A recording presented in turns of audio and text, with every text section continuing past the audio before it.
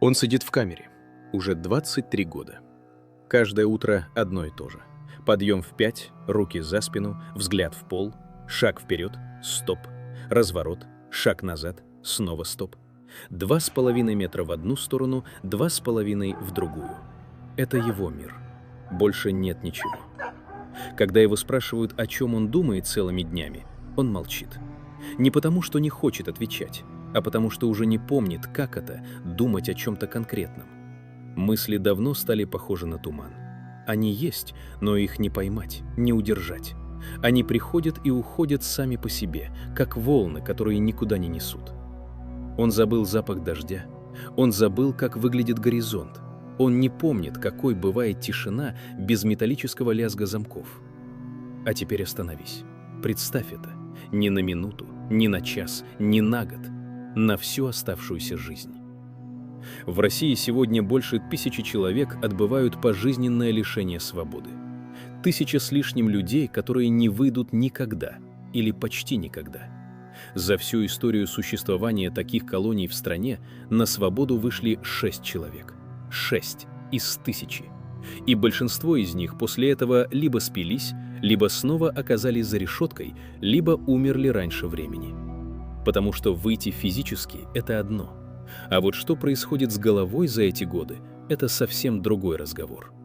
Именно об этом сегодняшнее видео. Не о преступлениях, не о приговорах, не о справедливости наказания. О том, что изоляция делает с человеческим разумом. О том, во что превращается личность, когда ее запирают в 4 стенах на десятилетия. О том, что происходит с людьми там, куда не заглядывают камеры. Начнем с самого начала, с самого страшного. 2013 год. Хакасия. Маленький поселок рядом с Абаканом. 19-летний Максим Смирнов сидит в зале суда. Судья зачитывает приговор. Пожизненное лишение свободы. Смирнов выслушивает это спокойно, почти равнодушно. Он потом скажет журналистам: «Я был бы согласен и на расстрел». Сказал это так, будто речь шла о чем-то совершенно обыденном, как будто ему все равно. Ему 19 лет. Он стал самым молодым, пожизненно осужденным в России. Его этапировали в исправительную колонию в Мордовии. Колония номер 1. Единичка. Там он шьет строительные рукавицы. Каждый день. Изучает Библию. Ждет, когда освободится брат, чтобы тот смог его навестить. Навестить — не забрать. Просто навестить. Потому что сам он не выйдет. Никогда. Ему сейчас немного за 30. Вся жизнь еще впереди, в теории. На практике — камера, рукавицы, Библия. День за днем, год за годом. До смерти. Но вот что интересно. Вот что никто не говорит вслух, когда рассказывают такие истории. Физическое тело там, оно еще живет. Оно ест, спит, дышит, сердце бьется, легкие работают. А вот что происходит с разумом? Вот где начинается настоящий ужас. Александр Бирюков попал за решетку в 20 лет. Солдат срочной службы, убивший офицера, который его домогался. Военный трибунал влепил ему высшую меру – расстрел. Потом мораторий, потом пожизненное. Потом колония Вологодский Пятак на острове Огненный. Крохотная полутемная камера, двойные решетки, постоянный запах сырости, давящая тишина. Он вспоминал: «Я уже распрощался с жизнью, а тут оказалось, что надо учиться жить». Пожизненный приговор в Вологодском Пятаке трудно было назвать милостью. Он думал о суициде. Остановило только одно — письмо матери.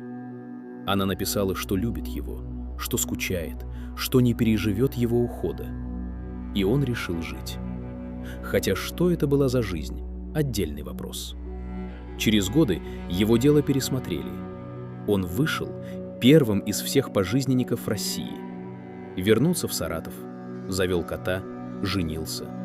Пытался найти работу. Никто не брал. Везде отказ, везде косые взгляды, везде тюремное прошлое как клеймо. В итоге устроился грузчиком за 9000 рублей в месяц.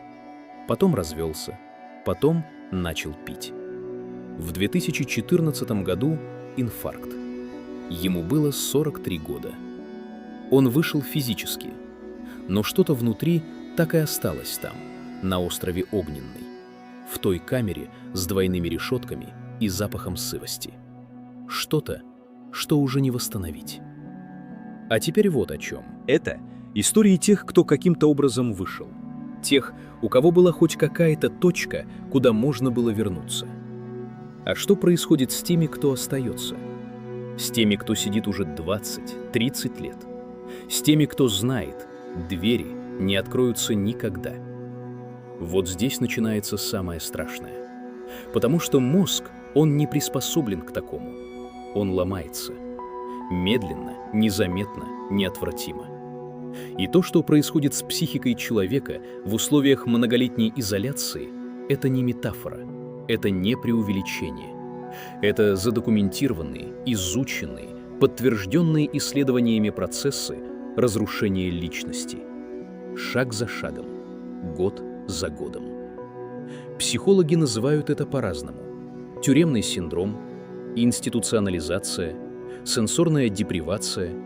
Но за этими терминами живые люди, живые истории, живые судьбы, которые разрушаются изнутри так медленно, что сам человек порой не замечает, что уже давно перестал быть собой.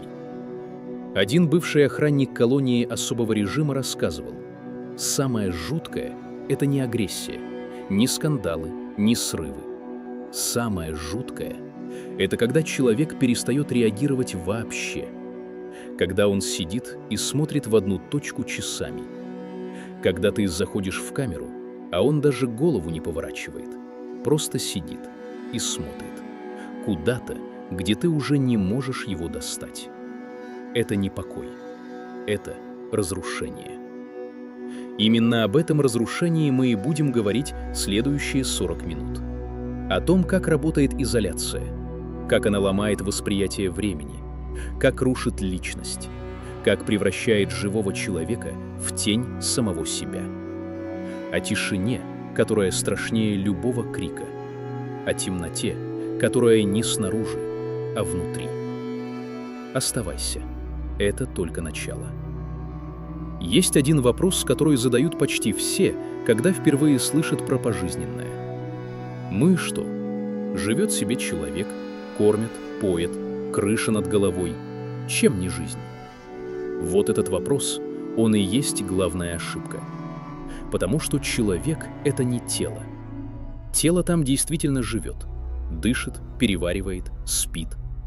А вот то, что делает человека человеком, личность, восприятие, связь с миром, это начинает разрушаться.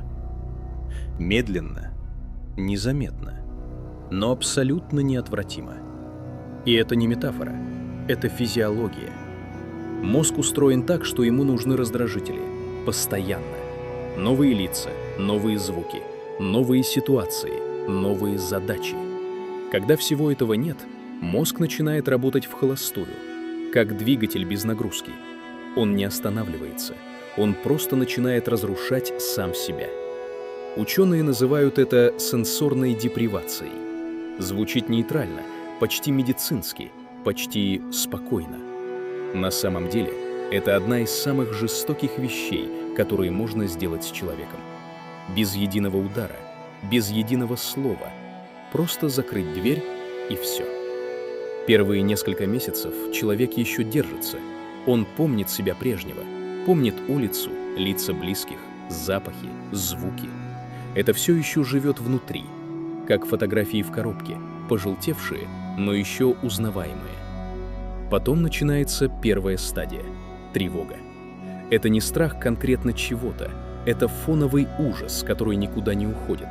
Он просто есть, всегда. Ты просыпаешься, он уже здесь. Ты ложишься спать, он остается. Тело начинает реагировать на несуществующие угрозы. Сердце колотится без причины, руки дрожат. Внутри что-то сжимается и не отпускает. Охранники в колониях особого режима рассказывают, в первый год заключенные часто не могут нормально есть. Не потому, что еда плохая, просто организм не успокаивается достаточно, чтобы нормально проглотить. Потом приходит вторая стадия – нарушение восприятия времени. Это один из самых странных и самых страшных эффектов изоляции. Потому что когда у тебя нет событий, нет и времени. Оно просто перестает существовать как понятие. Там нет утра и вечера в привычном смысле, нет недель, нет сезонов, если окно маленькое или его нет вообще. Есть подъем, завтрак, обход, ужин, отбой. Одно и то же, каждый день, сотни дней подряд. И мозг перестает это считать. Один из пожизненников, отсидевший больше 15 лет, рассказывал, он не мог вспомнить, что было вчера. Не потому, что память отказала, а потому, что вчера и позавчера были абсолютно одинаковыми. Как будто его жизнь поставили на паузу. И она так и стоит. Годы начинают сливаться в один бесконечный день. И это не облегчение. Это катастрофа. Потому что когда время исчезает, исчезает и ощущение себя. Третья стадия – потеря идентичности. Кто ты такой, если у тебя нет прошлого, которое ты помнишь, нет настоящего, которое меняется, и нет будущего, которое имеет смысл? Психологи, работавшие с осужденными в российских колониях особого режима, фиксировали одну и ту же картину. Человек начинает перестраивать свою личность под условия камеры. Его интересы, его ценности, его способ думать – все это адаптируется к пространству 2,5 на 3 метра. Он перестает быть собой. Он становится функцией этой камеры. Встает, когда сказали. Ест, когда принесли. Ложится, когда скомандовали. Думает только о том, что помещается в эти стены. Психиатры называют это институционализацией. Человек настолько вживается в тюремную систему, что уже не способен существовать вне ее. Именно поэтому большинство из тех редких пожизненников, кому удалось выйти, так и не смогли адаптироваться к свободе. Александр Бирюков, первый освободившийся пожизненник России, вышел на волю после многих лет заключения. Вернулся домой, в родной город, к матери. И все равно не справился. Ни с людьми, ни с городом, ни с собой. Умер от инфаркта в 43 года. Потому что человека, которым он был до тюрьмы, уже не существовало. Но самое страшное не это. Самое страшное начинается позже, лет через 7-10. Именно тогда у многих пожизненников начинаются галлюцинации. Не все об этом говорят. Многие скрывают, потому что боятся, что их переведут в психиатрическое отделение. Но те, кто рассказывает, описывают примерно одно и то же. Сначала появляются звуки. Шаги там, где никого нет. Голоса. Не слова, просто голоса. Как будто кто-то говорит за стеной. Прислушаешься — тишина. Отвернешься — снова. Потом начинаются образы. Они видят людей, иногда мертвых, иногда просто знакомых. Иногда незнакомых, но почему-то очень важных. Видят их так четко, что на секунду кажется, это реально, это не фантазия. Это мозг, которому не хватает информации извне, начинает производить ее сам. Именно так он ломается. Эдуард Иконников, бывший участник организованной преступной группы, приговоренный к расстрелу, а потом к 15 годам колонии, однажды сказал журналистам прямо. Его спросили, что страшнее, расстрел или пожизненное? Он не задумывался ни секунды. Пожизненное страшнее. Он объяснил это так. Расстрел — это конец, быстро. Пожизненное — это когда тебе говорят, ты умрешь здесь, вот в этой камере, вот на этих нарах. И это произойдет не сейчас, не завтра, а когда-нибудь. Может, через 30 лет, может, через 40. И все это время ты будешь знать, просто знать, каждую секунду каждого дня. Его брат получил пожизненное. Иконников рассказывал, со слов брата, что в «Черном дельфине» охрана выстраивала особую систему. Если кто-то из заключенных пытался причинить себе вред, накоязывали всю камеру, всех, чтобы остальные сами следили за каждым, чтобы соседи по камере не давали никому умереть раньше срока. Задумайтесь об этом. Людям не давали умереть. Не потому, что дорожили их жизнью, а потому, что смерть — это было бы слишком легко. Это не просто жесткость системы. Это отражение того, во что превращается человек после многих лет изоляции. Когда жизнь становится настолько невыносимой, что смерть воспринимается как выход, как избавление, как единственная дверь, которая еще открывается. Вот что делает изоляция. Она не убивает человека. Она делает кое-что хуже. Она превращает его жизнь в нечто такое, от чего хочется сбежать любым способом. И вот тут начинается самое интересное. Потому что у мозга есть один инструмент, которым он пользуется, когда все остальное уже не работает. Он уходит. Не насовсем, не в смерть, в диссоциацию. В состояние, когда человек как будто отделяется от самого себя, смотрит на происходящее со стороны, перестает ощущать боль. Не физическую, а экзистенциальную. Ту, которая от понимания, что это навсегда. Охранники описывают это состояние одинаково, из разных колоний, в разное время, независимо друг от друга. Человек становится тихим, слишком тихим, не агрессивным, не буйным, просто пустым. Сидит, смотрит, иногда что-то шепчет, иногда просто смотрит в одну точку часами. И это не покой, это конец личности. Именно поэтому психологи, которые работали с пожизненниками, говорят одно и то же. Через 10 лет в таких условиях человека практически не остается. Остается биологический организм, адаптированный к выживанию в 4 стенах. Но того, кто был до, уже нет. Он исчез. Тихо, незаметно, без крика. Просто однажды перестал быть. И вот о чем я прошу тебя подумать прямо сейчас. Все, что мы разобрали, это общий механизм. Это то, что происходит с любым человеком в условиях длительной изоляции. Со временем, с восприятием, с личностью. Но это только схема. За этой схемой реальные люди, реальные истории, реальные случаи, которые шокировали даже опытных психологов и тюремных врачей. Вот об этом следующая глава. Потому что теория — это одно, а то, что происходило в конкретных камерах с конкретными людьми, это совсем другое. Совсем другой уровень страха. Есть место в России, куда нельзя добраться по суше. Вологодская область, Белозерский район. Посреди озера Нового маленький остров. 2 с небольшим гектара земли. Зелени почти нет, людей почти нет. Только птицы, которые без страха садятся прямо на подоконники маленьких зарешоченных окон. И тишина. Такая, какой не бывает больше нигде. Это Вологодский Пятак. Остров Огненный. Первая в России колония для пожизненно осужденных. Монастырь, основанный в 1517 году, который в советское время превратили в лагерь, а потом в место, откуда не возвращаются. Сбежать отсюда некуда. Кругом вода, болото, лес. Но те, кто здесь сидит, давно уже не думают о побеге. Они думают о тишине.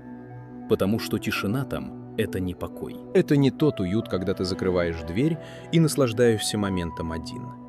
Тишина там — это давление, физическое, ощутимое, плотное. Как будто воздух сгустился и не отпускает. Один из заключенных, попавших в подобное место, описывал это так. Представь, что тебя заперли в ванной комнате, и ты должен провести там 7 лет. Не дней, лет. Ты знаешь каждую плитку на стенах, каждую трещину, каждое пятно на потолке. Ты слышишь только звук воды и свое дыхание. Ничего больше. Вот только там еще тише. Там нет даже звука воды. Есть только ты и стены. Специальный докладчик ООН по пыткам когда-то официально заявил: длительное одиночное заключение может быть приравнено к пытке. Не метафорически, юридически. Именно потому, что тишина и изоляция делают с человеком то, что не делает ни один физический удар. Они ломают изнутри, медленно, без следов. И вот что важно понять про тишину в таких местах. Она не абсолютная. Там есть звуки, но это особые звуки, тюремные. Лязг замков, металлический скрежет решетки, шаги охранника в коридоре, звук раздачи еды, глухой удар алюминиевого подноса о металлическую полку. И все. Больше ничего. День за днем, год за годом. Именно эти звуки начинают преследовать. Они врезаются в память так глубоко, что люди, вышедшие оттуда после многих лет, говорят: даже спустя годы на воле малейший лязг металла, и тело реагирует само. Спина сжимается, руки тянутся назад, как привыкли при конвоировании. Тело помнит, даже когда разум уже забыл. В 2008 году британский психолог Ян Робинс провел эксперимент совместно с BBC. 6 добровольцев, абсолютно здоровых людей, поместили на 48 часов в звукоизолированные камеры. Не пожизненники, не преступники, просто люди, которые согласились. 48 часов. 2 дня. К концу эксперимента у всех 6 развились симптомы. Тревога, нарушение восприятия, навязчивые мысли. Несколько человек испытали галлюцинации. За 2 суток. А теперь умножь это на 10 лет. На 20. Вот что происходит с человеком в тишине. Мозг начинает производить звуки сам. Это не метафора безумия. Это нормальная физиологическая реакция. Орган слуха настроен на обработку информации. Когда информации нет, он начинает ее генерировать. Сначала тихий фоновый шум, как будто кто-то далеко разговаривает. Прислушаешься — тишина. Отвернешься — снова. Потом шаги, четкие, ритмичные, в пустом коридоре, где никого нет. Потом голоса, иногда узнаваемые, иногда нет. Потом зрительные образы. Британский заключенный Дуг Уэйкфилд, отсидевший длительный срок в одиночной камере, описывал: он видел пауков и насекомых. Они двигались по полу, по стенам, по кровати. Он знал, что их нет, но видел их так четко, что не мог не реагировать. Вскакивал, бил по стенам, кричал. Охранники заходили, камера пустая. Никаких пауков, только человек и стены. Именно поэтому в старых тюрьмах особого режима так устроена акустика, и это не случайность. Каждый подъем лифтовой платформы, каждое открытие двери с оглушительным лязгом и скрежетом. Это не халтура строителей, это система. Человек в тишине начинает терять ориентиры. Звуковой удар, и он снова здесь, снова в реальности. Но реальность, которую ему возвращают таким способом, это камера. Всегда только камера. Есть еще один эффект тишины, о котором почти не говорят. Потеря ощущения времени, о ней мы уже говорили. Но есть кое-что хуже. Называется это временная петля. Человек начинает ощущать, что время не просто остановилось, оно пошло по кругу. Каждое утро — абсолютная копия предыдущего, каждый вечер — точная копия вчерашнего. И в какой-то момент мозг перестает регистрировать разницу между вчера и сегодня. Он живет в одном бесконечном дне, в одном бесконечном моменте. Это не сон, это не кома, это нечто принципиально другое. Когда ты в сознании, ты бодрствуешь, ты все понимаешь, но временная ось внутри тебя просто рассыпалась. На Вологодском пятаке телевизор в камере — это привилегия. Ее получают только после 10 лет примерного поведения. 10 лет. И тогда тебе, может быть, разрешат слышать голоса из ящика. Живые голоса, смех, музыку. Что-то, что напоминает: за этими стенами есть мир. Но первые 10 лет без этого. Только тишина, только ты. Только стены, которые ты успел изучить до последней трещины. Те, кто работал в таких учреждениях охранниками, они тоже меняются. Они никогда об этом не говорят публично, но в частных разговорах говорят. Говорят, что после нескольких лет работы на таких объектах тишина начинает давить и на них. Они приходят домой и включают телевизор. Не чтобы смотреть, просто чтобы был звук. Живой, человеческий, случайный. Потому что тишина, она прилипает. Ты уносишь ее с собой. Она идет за тобой домой. А теперь главный вопрос. Что происходит с человеком, который живет в этой тишине не год и не два, а 15, 20, 30 лет? Здесь начинается то, что психиатры фиксируют в документах очень осторожными словами. Стойкие изменения личности, нарушение когнитивных функций, аффективное уплощение. За этими терминами живые люди. Люди, которые перестают реагировать на боль. Не физическую, психологическую. Они могут узнать, что умер близкий человек, и не почувствовать ничего. Не потому, что они бессердечные, а потому, что орган чувств, который отвечал за эту реакцию, просто отключился. Как мышца, которую перестали нагружать. Атрофия. Это и есть атрофия души. Один из сотрудников колонии особого режима однажды описал случай, который его потряс. Заключенный, отсидевший более 20 лет, получил письмо от дочери. Она писала, что вышла замуж, что у нее родился ребенок, что она думает о нем. Мужчина прочитал письмо, сложил его аккуратно, положил на стол и продолжил смотреть в стену.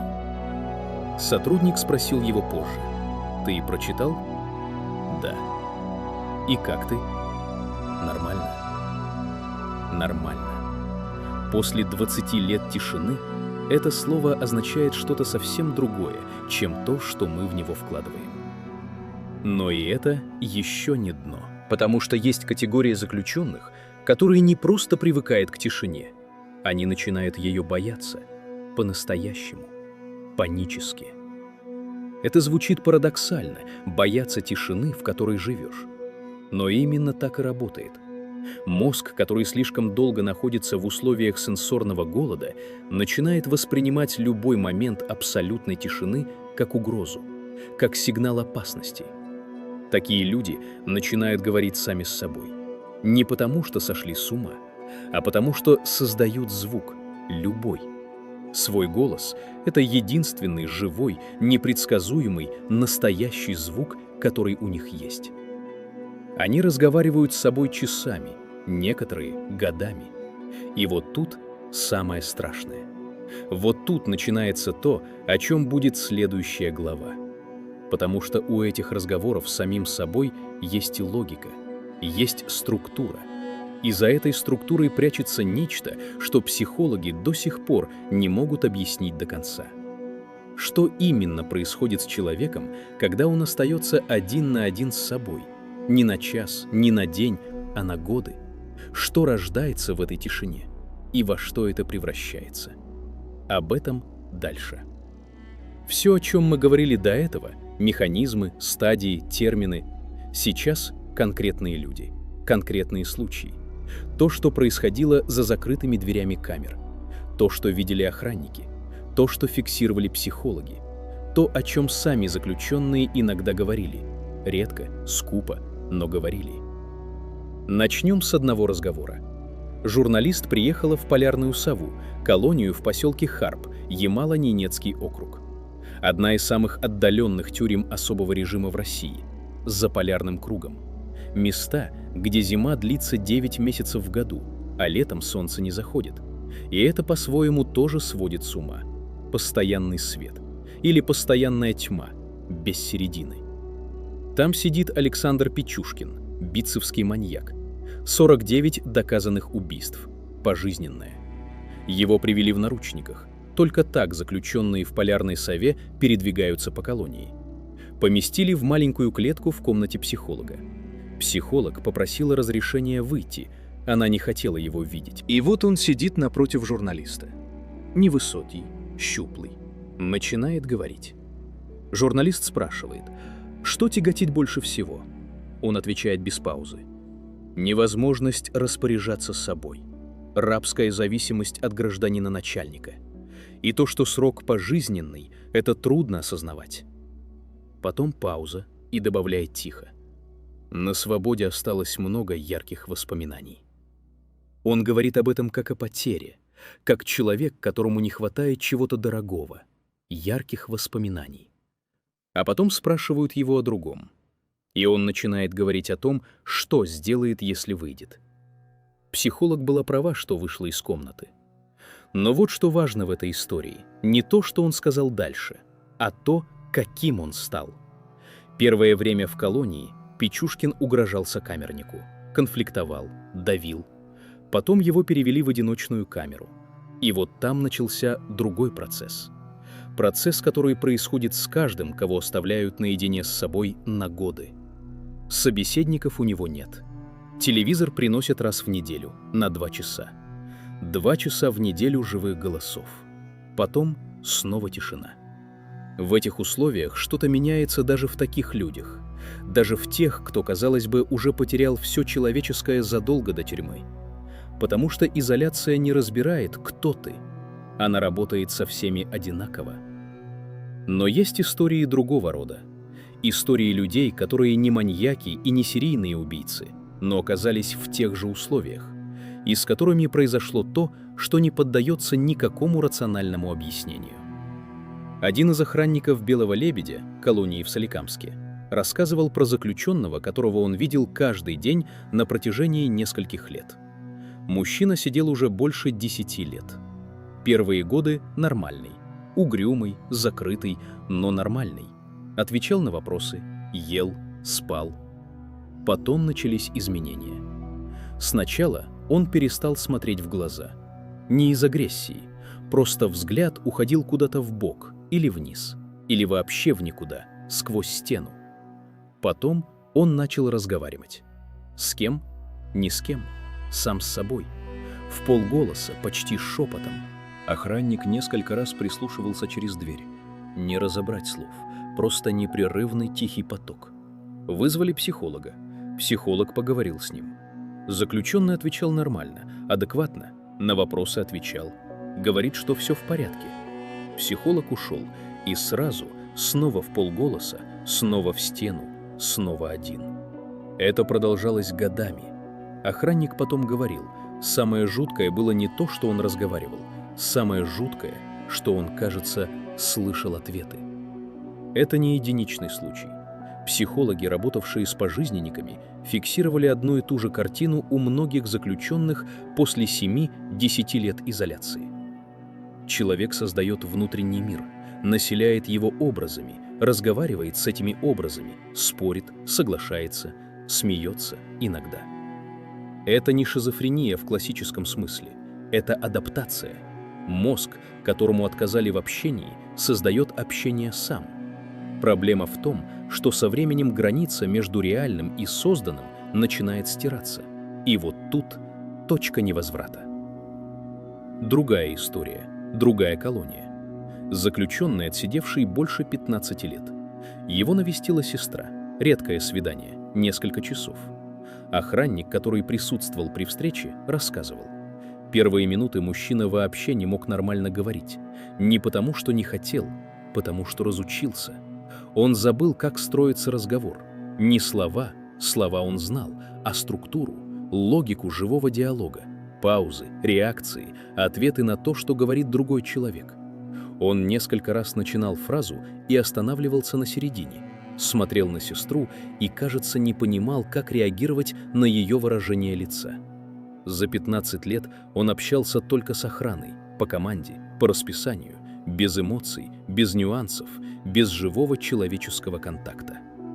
Сестра плакала.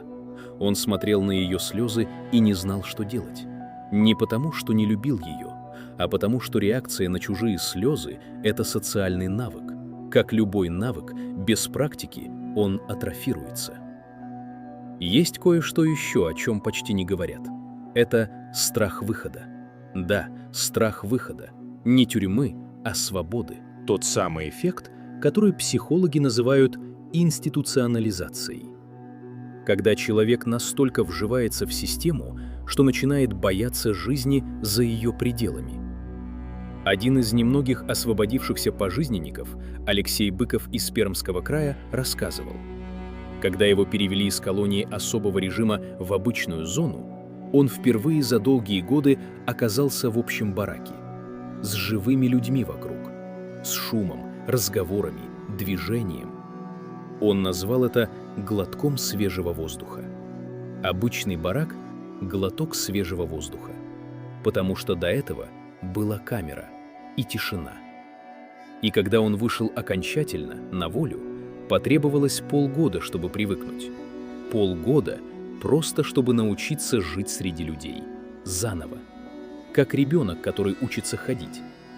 Самый показательный случай — тот, что произошел в одной из колоний в середине 2000-х. Заключенный, отсидевший около 20 лет, узнал, что его дело пересматривают. Реальный шанс на освобождение. Первая реакция — ничего. Абсолютно ничего. Охранники ждали, ну хоть что-то. Радость, слезы, возбуждение, хоть что-то человеческое. Он прочитал бумагу, сложил, положил на стол, сел, уставился в стену. Потом психолог с ним поговорил, спросил: «Ты понимаешь, что это значит?» Мужчина ответил: «Понимаю». И добавил одну фразу, которую психолог запомнил на всю жизнь. Он сказал: «Я не знаю, кем я буду там, ни что буду делать, ни куда пойду, не увижу ли родных, кем буду там». За 20 лет в камере он настолько перестал быть собой, что не мог представить себя за ее пределами, не мог представить свою личность в контексте другого пространства. Камера стала единственным местом, где он понимал, кто он есть, где у него была хоть какая-то идентичность, пусть тюремная, пусть сломанная, но его. И вот напиши в комментариях честно, сколько дней, как ты думаешь, ты бы выдержал в абсолютной изоляции? Без телефона, без людей, без звуков, только камера, стены, тишина. 7 дней?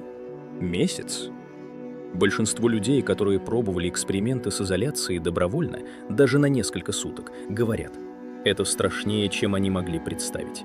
А теперь умножь это на 20 лет. И подумай о том, что ждет дальше в этом видео, потому что мы еще не дошли до самого жесткого. До того, как выглядит это изнутри. Режим, правила, каждый час каждого дня в колониях, откуда не возвращаются. Об этом следующая глава. Есть места, про которые даже сотрудники стараются говорить коротко, без деталей, без эмоций, потому что атмосфера там давит даже на тех, кто приходит туда всего на смену. Черный дельфин, полярная сова, белый лебедь. Названия звучат почти спокойно, но за этими словами места, где люди медленно исчезают годами. И самое страшное, там почти невозможно остаться нормальным человеком. Когда впервые смотришь кадры из таких колоний, кажется, что это какой-то другой мир. Слишком тихий, слишком холодный, слишком правильный. Каждое движение под контролем, каждый шаг по команде, даже взгляд. Во многих колониях для пожизненников заключенным запрещают смотреть по сторонам во время перемещений. Их ведут согнутыми, руки за спиной, голова опущена вниз, чтобы человек буквально переставал чувствовать себя человеком. Это система полного подавления личности, и она работает годами. Представь, ты просыпаешься утром не потому, что выспался, а потому что загремел замок камеры. Резкий металлический звук, каждый день, без исключений. Потом проверка, команды, короткие фразы, никакого нормального общения. Все максимально холодно, максимально механически. И именно так проходит вся жизнь. Один и тот же маршрут. Одна и та же камера, одни и те же стены. Некоторые камеры настолько маленькие, что человек может пройти буквально несколько шагов и упрется в стену. Несколько шагов вперед, поворот, назад. И так годами. Есть бывшие сотрудники таких колоний, которые рассказывали, через какое-то время заключенные начинают двигаться иначе, медленнее, тише, Будто сама тюрьма ломает внутри любой лишний импульс. Потому что в таких местах нельзя расслабляться ни на секунду. Даже прогулка выглядит жутко. Когда обычный человек слышит слово «прогулка», он представляет улицу, свободу, воздух. Но у пожизненников прогулка часто выглядит как маленький бетонный дворик, сверху закрытой решеткой. По сути, та же камера, только без крыши. Некоторые заключенные годами видят небо через железные прутья. И все. Никакой нормальной жизни. Есть рассказы о том, что некоторые пожизненники начинали радоваться дождю, просто потому, что это хоть какое-то ощущение внешнего мира, хоть что-то живое. И вот в таких условиях проходят десятки лет. Самое страшное — не жесткость режима, не охрана, а абсолютная одинаковость каждого дня. Психологи давно говорят, человеческому мозгу нужны новые впечатления, новые эмоции, новые места. Но в колониях для пожизненных этого нет вообще. Там каждый день похож на предыдущий настолько, что время начинает сливаться. Некоторые заключенные признавались, что спустя годы уже не помнили, какой сейчас месяц, а кто-то забывал даже собственный возраст, потому что когда вокруг ничего не меняется, мозг перестает нормально воспринимать течение времени. Но черный дельфин особенно часто всплывает в разговорах про самые тяжелые колонии.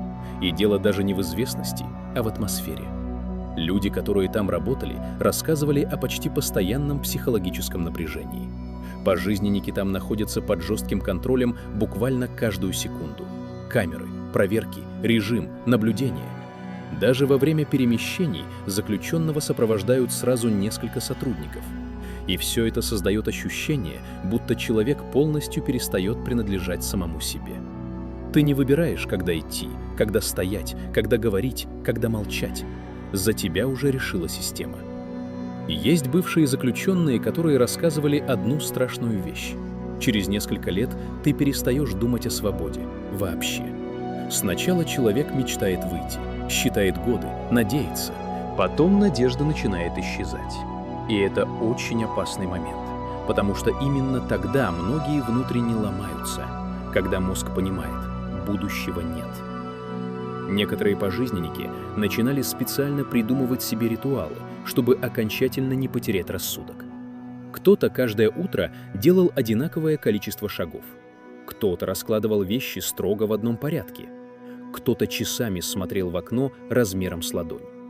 Потому что психика пытается зацепиться хоть за что-то стабильное. Но проблема в том, что сама система постепенно уничтожает любые эмоции. Есть сотрудники, которые признавались, самое страшное в таких колониях — глаза заключенных спустя 15-20 лет. Не крики, не агрессия, а именно взгляд, пустой, будто человек внутри давно выключился. Некоторые перестают интересоваться всем — новостями, разговорами, даже едой. Им становится безразлично почти все. И это пугает сильнее любого режима, потому что именно так выглядит медленное разрушение личности. Есть еще одна деталь, про которую редко говорят — тишина. В таких местах она особенная, давящая, ненормальная. Иногда коридоры настолько тихие, что слышно только гул ламп и редкие шаги охраны. И когда человек живет в этом годами, тишина начинает проникать внутрь него. Некоторые бывшие сотрудники рассказывали, что со временем даже сами начинали чувствовать психологическое давление от этих мест. Будто колония постепенно высасывает из человека эмоции, потому что там почти нет ничего живого, только бетон, железо, замки, режим. И люди, которые уже знают, что никогда отсюда не выйдут. Самое жуткое — многие пожизненники со временем начинают бояться изменений, даже мелких, потому что психика привыкает к абсолютной однообразности. Есть случаи, когда заключенные нервничали из-за перестановки вещей в камере, из-за нового соседа, из-за изменения режима дня. Настолько сильно изоляция меняет человека. И чем дольше человек находится внутри такой системы, тем сложнее ему оставаться собой. Потому что колонии для пожизненных — это не просто тюрьмы. Это места, где время медленно стирает личность. День за днем, год за годом. Очень тихо. И именно поэтому даже многие сотрудники признавались, некоторые камеры там пугают сильнее фильмов ужасов. Потому что за дверью может сидеть человек, который физически жив, но внутри уже давно сломан. В «Черном дельфине» свет не выключается никогда. Никогда. Ни днем, ни ночью, ни в праздники, ни в обычные дни. Круглосуточно. Горящий свет в камере. И камера, и ты всегда в свете, всегда на виду. Каждые 15 минут шаги в коридоре, обход. Дежурный смотрит в глазок, убеждается, что ты здесь, что ты еще здесь, что ты еще жив. И так каждые 15 минут, всю ночь, каждую ночь, годами. Представь, что ты пытаешься уснуть под включенной лампой, в полной тишине, зная, что через 15 минут кто-то заглянет и проверит тебя, потом еще через 15 и еще. Первый месяц — это пытка. Тело отказывается засыпать. Мозг не может отключиться, зная, что сейчас снова будут шаги. Через год тело привыкает. Но это уже не нормальный сон. Это что-то другое. Поверхностный, рваный, тревожный. Тело спит, голова нет. Голова всегда где-то между сном и явью. Через 10 лет человек уже не помнит, каким бывает нормальный сон. Не помнит этого ощущения — провалиться в темноту и проснуться отдохнувшим. Это ощущение исчезло. Навсегда. Правила «Черного дельфина» про сон, они не просто жесткие, они системные. Головой только к двери. Накрываться с головой запрещено. Это нарушение дисциплины. За нарушение — карцер. Нельзя даже спрятать лицо под одеялом. Ты всегда должен быть виден. Всегда. Лицом к объективу камеры. Даже во сне. Потому что за всеми действиями, включая сон, следят 24 часа в сутки. Камеры в каждой камере. Видеозапись идет непрерывно. Изображение выводится на экраны в кабинете дежурного. Там нет ничего личного. Даже сон — это не личное. И вот тут начинается то, что видели тюремные врачи. То, о чем говорят с осторожностью, выбирая слова. Ночью с людьми там происходит кое-что странное. Один из осужденных «Черного дельфина», по данным тюремного врача, однажды утром отказался вставать с кровати. Просто отказался. Лежит. Не реагирует на команды. Охрана — повторный приказ. Молчание. Вызвали врача. Врач зашел, спросил: «В чем дело? Почему не встаешь?» Мужчина повернул голову, посмотрел с совершенно спокойным, почти безразличным видом и сказал: «У меня украли ноги. Ночью, пока он спал». Он не кричал, не истерил. Говорил ровно, как о факте, как будто сообщал о погоде за окном. «У меня украли ноги». Это не выдумка. Это задокументированный случай. И это не единственный такой случай. Ночи в таких местах порождают вещи, которые трудно объяснить рационально, если ты сам там не был. Потому что ночь там — это не отдых. Это продолжение той же пытки, только без команд, без движения, без видимой причины. Ты лежишь, свет горит, камера жужжит, шаги через 15 минут. Снова, снова, снова. И мозг, которому некуда деться, начинает работать в самом страшном направлении. Психологи называют это ночной руминацией. Навязчивые мысли, которые активируются именно ночью, когда нет никаких дневных раздражителей, способных отвлечь. У обычного человека в стрессе это выглядит так. Лежишь, не можешь уснуть, прокручиваешь в голове какую-то проблему. Неприятно, мешает, но проходит. А теперь представь, что отвлечься невозможно вообще.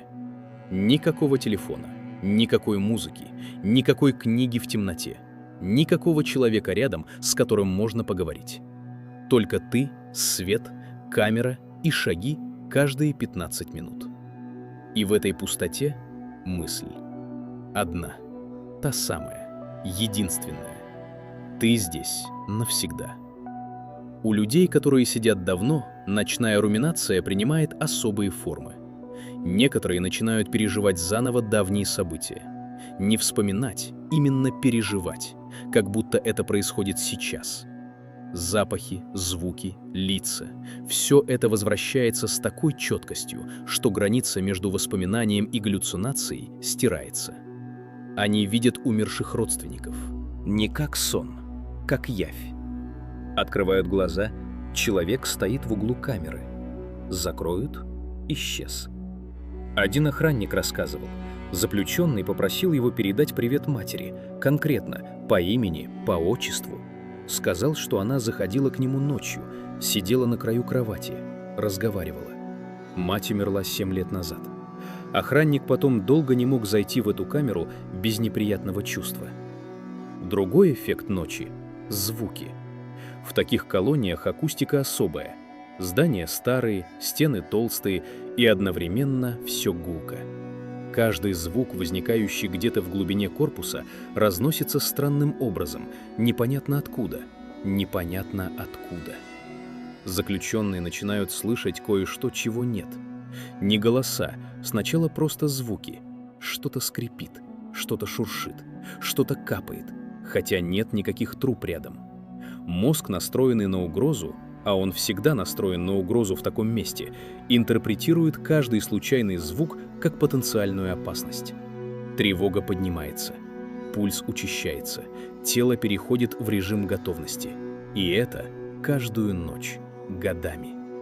Тело никогда не успокаивается полностью, никогда не расслабляется по-настоящему. Оно живет в постоянном, хроническом, фоновом состоянии тревоги, которое со временем становится фоном настолько привычным, что человек перестает его замечать. Но организм замечает. Сердце, сосуды, нервная система – они все считают. Молча. До копейки. Именно поэтому средняя продолжительность жизни в колониях особого режима значительно ниже среднего. Тело изнашивается быстрее. Не от тяжелого труда, от хронического стресса, который не прекращается даже ночью. Есть еще одна вещь, о которой говорят редко – кошмары. Казалось бы, ну кошмары и что? У всех бывают. Но там это другое. Потому что, когда ты просыпаешься от кошмара, ты открываешь глаза и видишь серые стены, горящий свет, решетку, камеру на потолке. И понимаешь, это не конец кошмара, это его продолжение. Просто в другом режиме. Некоторые заключенные начинают бояться засыпать. Не потому, что боятся кошмаров, а потому, что кошмар при пробуждении всегда одинаковый. И каждое утро как удар. Ты на секунду забыл, где ты. Может, тебе приснилось что-то нормальное? Дом, улица, чье-то лицо. А потом открываешь глаза и вспоминаешь. Снова. Каждое утро. Снова и снова вспоминаешь. Психологи называют это эффектом пробуждения. У пожизненников, особенно у тех, кто сидит давно, он принимает форму почти физической боли. Несколько секунд дезориентации при пробуждении и потом резкое, острое, как укол, осознание реальности. Некоторые описывали это так. Каждое утро, как впервые, как будто ты снова только что услышал приговор. Каждое утро, 20 лет подряд. А вот что сотрудники колоний фиксируют чаще всего как ночные инциденты.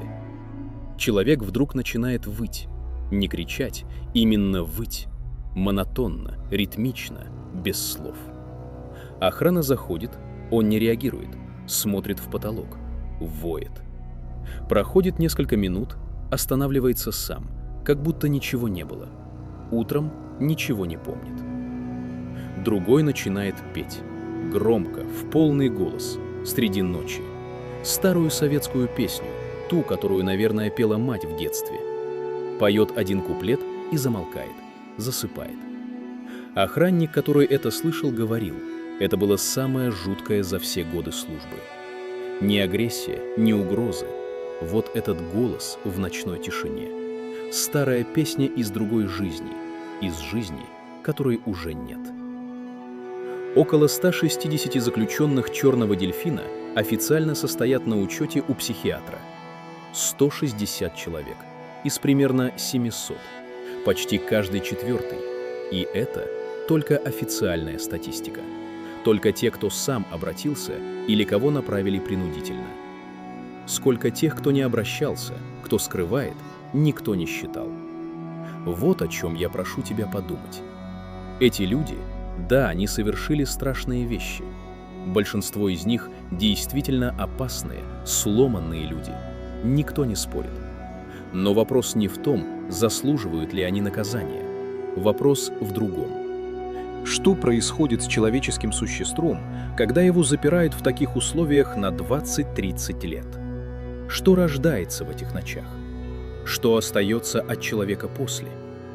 Это вопрос не про справедливость. Это вопрос про природу разума, про то, где проходит граница между наказанием и разрушением, и про то, как выглядит эта граница изнутри, когда ты не судья, не охранник, а просто человек в четырех стенах, в горящем свете, в ожидании шагов через 15 минут. Именно об этом следующая глава. О том, что происходит, когда человек окончательно перестает выдерживать, когда заканчивается последнее, что удерживало его на краю. Есть одна цифра, которую мало кто знает. Один из руководителей учреждения пожизненного лишения свободы сказал однажды исследователю, изучавшему психологию заключенных: сохраняют способность здраво рассуждать и контролировать себя как социального человека 3-4% от общего числа. 3-4%. Остальные необратимо регрессируют. Необратимо. Это не оговорка. Это итог многолетних наблюдений внутри колонии. То, что видят сотрудники каждый день. То, что фиксирует медицинский персонал. То, что происходит с людьми, которых заперли навсегда. 96-97%. Они не выдерживают. Так или иначе. Рано или поздно. Но вот что важно понять. Не выдержать — это не значит упасть на пол и закричать. Не значит броситься на стену. Не значит устроить что-то видимое снаружи. Чаще всего это тихо. Очень тихо. Человек просто начинает уходить внутрь себя, все глубже, все дальше от поверхности. Туда, где не достают команды, проверки, режим, другие люди. Туда, где его уже не найти. Психолог и исследователь Валерия Мухина, работавшая с пожизненными заключенными напрямую, изучавшая их случаи, разговаривавшая с ними, анализировавшая их записи, описывала это состояние как эффект застывшего стресса. Не острый стресс, не кризис, который приходит и уходит. Застывший, постоянный, неизменный, не зависящий от времени года, не зависящий от поведения самого человека. Он просто есть. Всегда. Как воздух, как стены, как решетки. И именно эта постоянность убивает медленнее и эффективнее, чем любой острый удар. Один из пожизненно осужденных, Андрей Смехов, он сам попросил называть его по имени, написал о своем утре, о том, как начинается обычный день. Обычный значит такой же, как вчера, как позавчера, как все предыдущие годы. Он написал: «Вот и март, уже 7 число. Оказалось бы, что еще вчера на дворе стояли январские холода. Ну что же, день начался, и его нужно как-то жить. Впереди 16 часов, распределенных по минутам. Хо-хо-хо, жизнь жестянка». Жизнь жестянка. Не крик, не ярость, просто жизнь жестянка. Горькая усмешка человека, который посчитал дни до конца месяца и сам же над собой усмехнулся. Потому что конец месяца ничего не значит. Потому что за ним придет следующий, точно такой же. И еще один, и еще. До конца. Вот как выглядит первая фаза разрушения. Это отчаяние, которое стало привычкой. Боль, которая превратилась в фон. Она уже не острая, она просто есть. Как температура воздуха в камере. Человек в этой фазе еще функционирует. Встает по команде, ест, убирается, отвечает на вопросы. Но что-то внутри уже выключилось. Как лампочка, которая перегорела. Не взорвалась, просто тихо погасла. Вторая фаза — апатия. Настоящая, глубокая, клиническая апатия. Это не усталость, это не грусть, это полное исчезновение побуждений. Человек больше не хочет ничего, не потому что расстроен, а потому что механизм желания сломался. Психиатры описывают это так. При апатии угасают эмоциональные, мотивационные и двигательные силы человека. Он может делать все на автомате, но инициативы — ноль, реакции — ноль, интереса — ноль. В колонии это выглядит так. Человек перестает отвечать на письма. Не потому, что конфликт с родными, просто не отвечает. Перестает просить что-либо у охраны, перестает жаловаться, перестает задавать вопросы. Просто сидит и смотрит.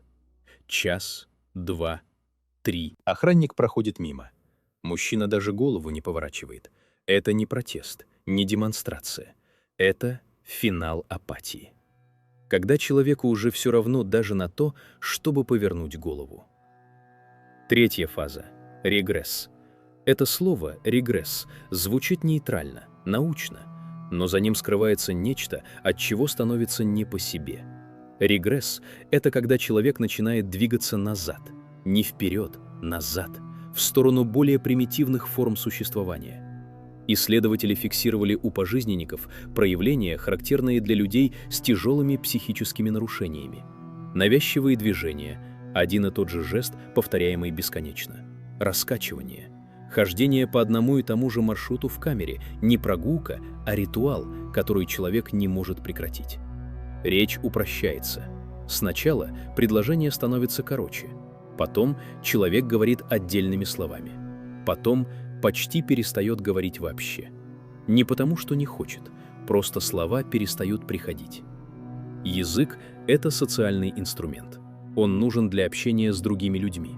Когда общения нет годами, язык атрофируется, как мышца без нагрузки. А потом четвертая фаза, та, о которой вообще говорят шепотом. Потеря границы между реальным и нереальным. Начальник одного из учреждений однажды показал исследователю записку. Пожизненно осужденный написал ее сам, передал через охранника. В записке было написано, что он не может больше вынести жизнь, что постоянно мучает голод, что режим невыносим, и что у него есть желание убить и съесть сокамерника, потому что очень хочется мяса. Он написал это спокойно, как бытовую просьбу, без угрозы, без ярости, почти как объяснение. Вот что происходит с человеком, когда регресс заходит достаточно далеко, когда цивилизованные тормоза, выстраиваемые годами социализации, начинают отказывать один за другим. И тут важный момент. Эти люди, они не сумасшедшие в бытовом смысле. Большинство из них не кричат, не бросаются, не создают видимых проблем. Они тихие, управляемые. Режим соблюдают исправно. Именно это и страшно. Потому что снаружи все в порядке. Встал, поел, убрался. Ответил «Есть, гражданин начальник». Лег, встал, поел, убрался. А внутри уже давно пусто. Человека нет. Есть тело, которое выполняет функции. Психологи называют это оболочкой личности. Внешняя форма сохранена, поведение в рамках, но то, что было внутри, исчезло. Тихо, без прощания. 12% пожизненников, по данным научных исследований, в какой-то момент проявляют явно суицидальные намерения. Но попытки — редкость. Не потому, что не хотят, а потому, что система устроена так, чтобы не дать. Камера под видеонаблюдением. Обход каждые 15 минут. Сокамерники, которым вменено в обязанность следить друг за другом. Все, что может стать инструментом, отсутствует или закреплено намертво. Человека оставляют жить, без его согласия, год за годом. Есть один человек, чьи слова об этом самые точные из всего, что я читал. Пожизненно осужденный по имени Горбунов. Он дал интервью журналисту, приехавшему в «Черный дельфин». Его спросили, правильно ли, что пожизненное лишение свободы — это все-таки не лишение жизни, не смерть. Он ответил без паузы: нет, – это лишение жизни. Получается, что человек вырван из общества навсегда. Со стороны государства сделано все, чтобы человек общался как можно меньше с родными, с обществом. Я считаю, что это неправильно. Заметьте, он не сказал, что не заслужил, не сказал, что невиновен, не просил жалости. Он просто сказал: это лишение жизни. И он прав. Потому что то, что происходит там, это не жизнь в обычном смысле. Это существование в режиме медленного угасания, которое продолжается год за годом, пока тело не сдается окончательно. Тело – последнее, что уходит. Все остальное ушло раньше. Если такие тяжелые документалки твое, подпишись. Здесь будет еще несколько видео о том, о чем не принято говорить вслух. О том, что происходит за закрытыми дверями, в тюрьмах, в психиатрических больницах, в местах, куда обычный человек не заглядывает никогда. А пока финальная глава. Самая тяжелая. То, о чем я думал, пока готовил это видео. Мысль, которую трудно сформулировать, но которую невозможно не сказать.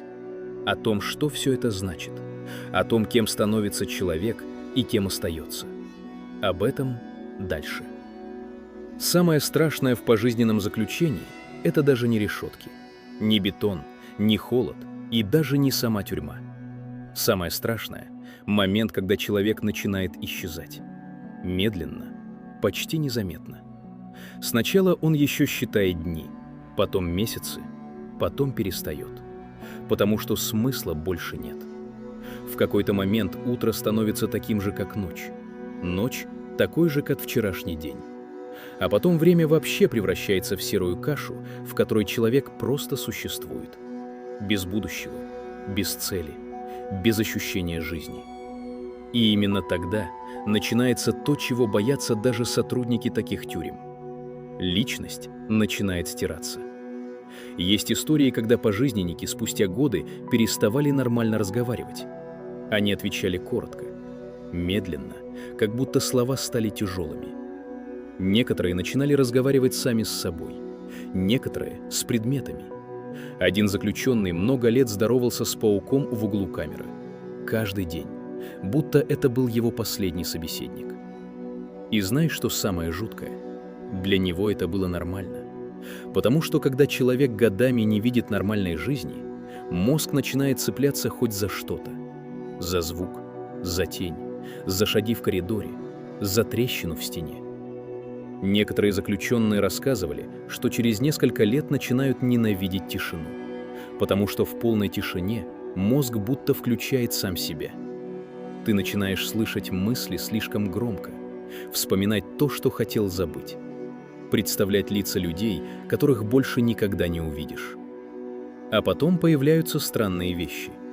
Кому-то кажется, что ночью в коридоре кто-то стоит, кто-то слышит разговоры, кто-то начинает просыпаться от ощущения, будто в камере есть еще один человек, хотя камера пустая. И самое страшное, некоторые со временем перестают понимать, что реально, а что нет. Психологи, которые работали с пожизненниками, говорили страшную вещь. Человек не создан для такой изоляции. Мозгу нужен мир вокруг, лица, голоса, эмоции, обычная жизнь. Когда этого нет годами, психика начинает ломаться. Тихо, без крика, без истерик. Просто однажды человек уже не тот. И это видно даже по взгляду. Сотрудники тюрем рассказывали, что у некоторых пожизненников появляется абсолютно пустой взгляд. Без эмоций, без реакции. Будто внутри уже никого нет. Тело сидит в камере, а человек исчез. И вот тут появляется главный вопрос. Что страшнее? Умереть быстро или медленно растворяться в четырех стенах десятилетиями? Потому что пожизненное — это не один приговор, это тысячи одинаковых дней подряд. Ты просыпаешься в одной и той же камере, слышишь одни и те же звуки, смотришь в один и тот же потолок. Год, 5 лет, 10, 20, 30. И каждый день похож на предыдущий настолько, что мозг перестает их разделять. Некоторые бывшие сотрудники таких колоний признавались: самое тяжелое — Не агрессия заключенных, не преступление, а ощущение абсолютной безнадежности внутри этих мест. Потому что там почти нет жизни. Есть только ожидание, бесконечное ожидание. И многие ломаются именно из-за этого. Не от боли, не от наказаний, а от понимания, что впереди ничего нет. Вообще ничего. Представь, ты открываешь глаза утром и уже знаешь, как пройдет весь остаток твоей жизни. До самой смерти. Одна камера, одни стены, один маршрут прогулки, один и тот же свет. Изо дня в день, из года в год. И именно поэтому некоторые пожизненники начинают бояться не смерти, а времени. Потому что время там превращается в пытку. Медленную, тягучую, бесконечную. Есть заключенные, которые спустя годы перестают смотреть новости, перестают интересоваться внешним миром. Им становится все равно, что происходит снаружи. Будто они уже не часть этого мира. И, возможно, это самая страшная часть пожизненного заключения. Когда человек еще жив физикали, но морально его уже нет.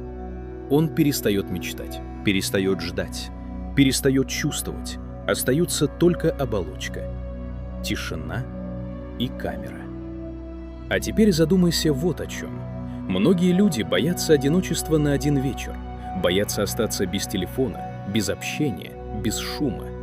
А теперь представь годы абсолютной изоляции, когда единственный звук ночью — шаги охраны в коридоре, когда единственное событие за день — открытие двери камеры, когда ты начинаешь радоваться даже короткому разговору, потому что это хоть что-то живое.